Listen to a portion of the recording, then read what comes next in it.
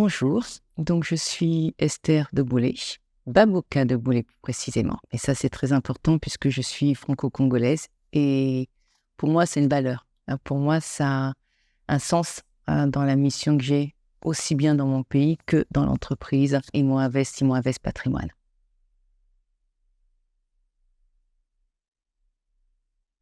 Je suis issue d'une école de commerce en France. Donc, toute ma formation, toute mon éducation a été réalisée en France et même le début de ma carrière. Les 25 premières années de ma carrière ont eu lieu en France. C'est important et je le précise surtout pour tous les jeunes, même si j'ai beaucoup d'expérience dans le domaine, celui de l'immobilier.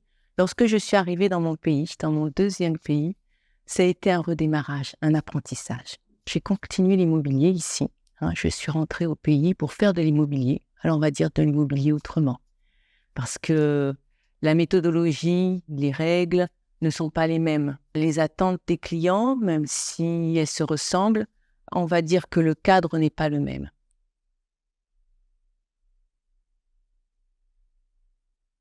On est dans l'immobilier, dans la promotion immobilière, comme le dit non, Imo Invest, dans l'investissement dans la pierre. Et bien sûr, c'est pas tout de construire. Il faut réglementer le fonctionnement de la construction, surtout quand on est dans la copropriété, c'est-à-dire mettre en place un règlement de copropriété, un état descriptif de division, puisqu'on va démembrer un immeuble pour le vendre à plusieurs propriétaires différents sur les parties privatives et puis leur donner des actions ou des tantièmes sur les parties communes. Et nous sommes donc aussi sur l'administration, c'est-à-dire la gestion. Une fois qu'on a mis les règles en place, il faut gérer.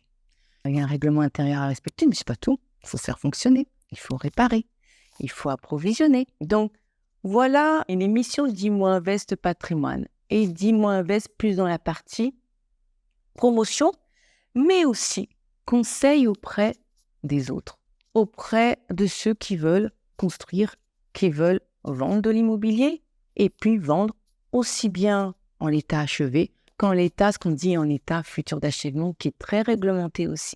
Voilà nos missions.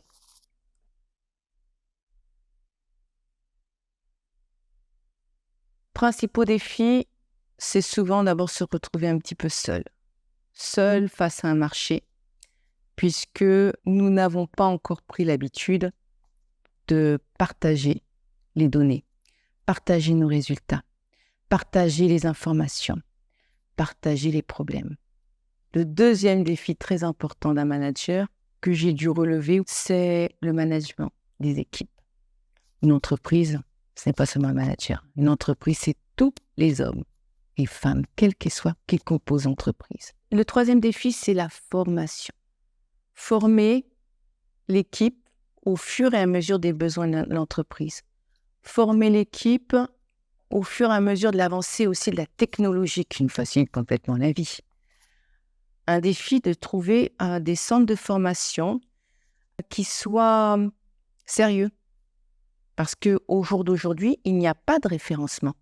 Il n'y a pas de certification au jour d'aujourd'hui dans notre pays. Donc parfois, on part à l'aveuglette. Encore un défi, le flou dans certains textes de loi.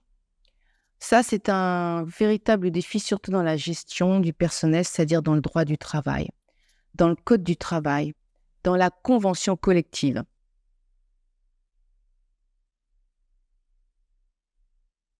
Je pense que en relevant tous les défis que j'ai pu rencontrer, en tout cas les principaux, j'ai déjà répondu presque à la question.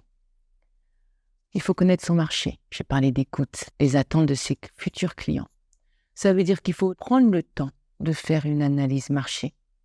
Il faut prendre le temps aussi de voir quelles sont les niches dans les marchés. Là où il n'y a pas trop de concurrents, il ne faut pas faire du copier-coller. Il faut vraiment analyser le marché et faire quelque chose qui va vous passionner.